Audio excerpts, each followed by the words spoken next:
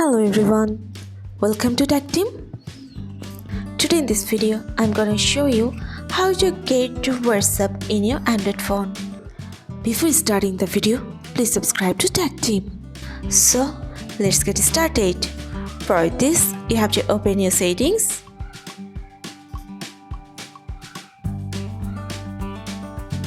Now in the search bar, you have to search your app clone. Press on this. Now here you can see WhatsApp. If you want to get to WhatsApp in your Android phone, you just have to turn on the button.